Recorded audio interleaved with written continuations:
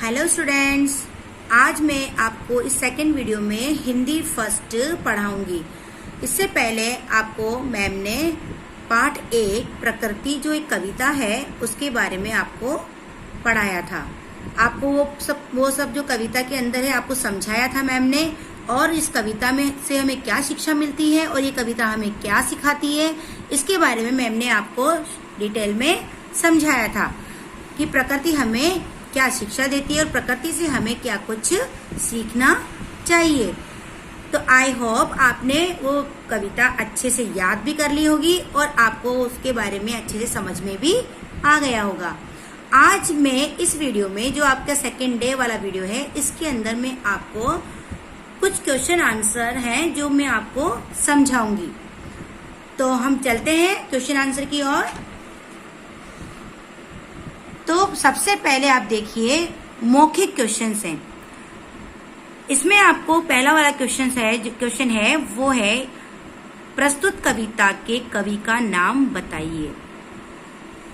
Okay, आप अपनी book में देखिए और उसके बाद में मैं इसका वैसे आपको पीडीएफ बनाकर आपको व्हाट्सएप पे शेयर करूंगी, मगर ये मैं आपको ओनली एक नॉलेज के लिए, ताकि आप लोग कैसे कैसे पढ़ना है और आपकी बुक के अंदर आपको कैसे दे रखा है, कैसे लिखना है, वो आपको मैं समझाना चाहती हूँ। इसलिए मैं आपको इस तरह से वीडियो बनाकर दिखा रही हूँ।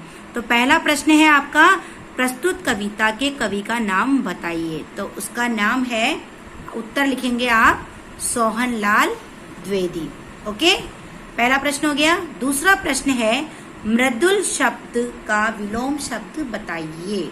ओके, मृदुल शब्द का विलोम शब्द बताइए। तो वो है उत्तर आपका, मृदुल का विलोम शब्द है कठोर।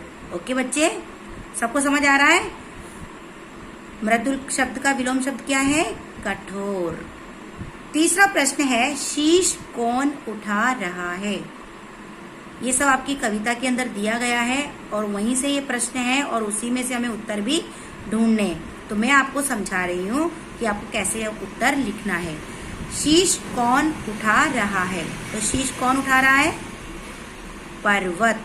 कौन उठा रहा है? पर्वत। और प्रश्न नंबर 5, लहरा कौन रहा है। कौन लहरा रहा है? सागर। कौन? सागर।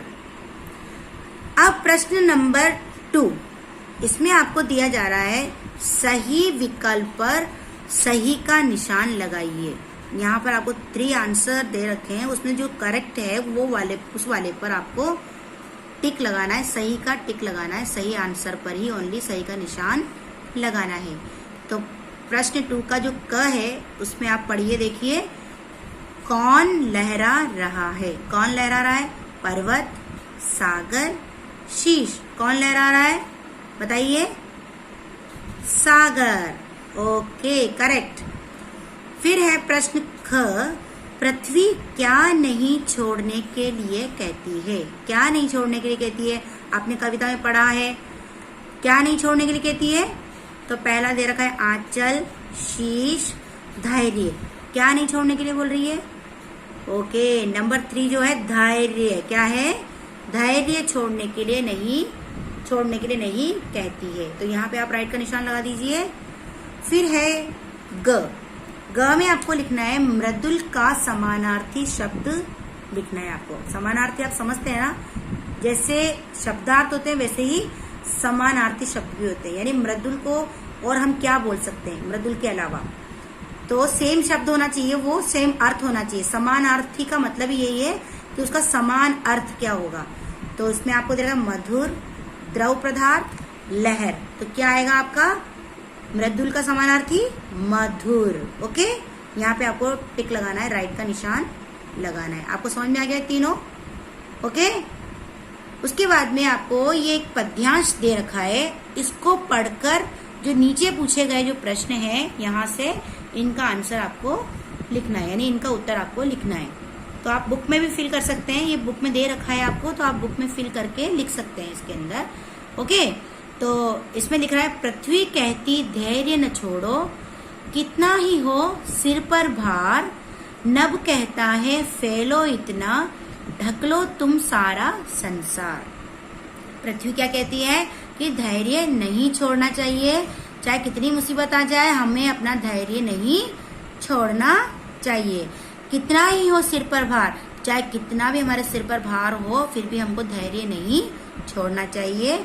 नभ कहता है फैलो इतना, और नभ जो आसमान है आकाश है वो क्या कहता है, ढक लो फैलो पे इतना और ढक लो तुम सारा संसार। इतना फैलो हमारा ऐश्वर्य इतना फैले कि पूरे संसार में जैसे नभ छाया हुआ है वैसा हमारा भी ऐश्वर्य इस संसार पर छा जाए। ये कौन समझाता है हमको, कौन कहता है, नभ कहता है। तो ये प्रश्न क है, पृथ्वी क्या कहती है। तो आपको इसमें से आंसर चूज करके लिखना है, ये आंसर को उसमें देखना है। क्या कहती है, पृथ्वी कहती धैर्य न छोड़ो। तो आपको उत्तर बना के लिखना है, पृथ्वी कहती है कि धैर्य मत छोड़ो। फिर ख है, नभ क्या ढकने के लिए कहता है। नभ क्या ढकने के लिए कह रहा है, सारा संसार। तो नभ सारे संसार को ढकने के लिए कहता है। ओके। फिर है ग वाला प्रश्न, पृथ्वी का विलोम शब्द लिखिए। पृथ्वी का विलोम शब्द क्या होगा, यानी हम इंग्लिश में बोलते हैं अपोजिट, उस तरह से पृथ्वी का विलोम शब्द क्या होगा, आकाश। क्या होगा, आकाश। फिर है संसार शब्द का वर्ण विच्छेद कीजिए, यानी पूरा संसार जो शब्द इसमें कौन कौन से वर्ण आ रहे हैं उसको अलग अलग करके आपको लिखना है। तो पहले लिखेंगे स, और उसके बाद अ, फिर उसमें से म जो उसका लिखा हुआ है ऊपर अनुस्वार जैसे लिखा हुआ है, फिर स, फिर आ, फिर र और फिर अ। इस तरह से आपको इसको वर्ण विच्छेद करके लिखना है। इसको आप बुक में लिख सकते हैं ओनली। ओके। और आपको एक और चीज मैं बताती हूँ कि आपने शब्दार्थ अगर नहीं लिखे हैं कॉपी के अंदर तो प्लीज अपनी नोटबुक में ये शब्दार्थ है पार्ट 1 लगाकर शब्दार्थ लिखकर, और आपको ये 1 2 3 4 5 6 7 8 शब्दार्थ हैं आपको कॉपी के अंदर लिखना है। ये आपका होमवर्क है।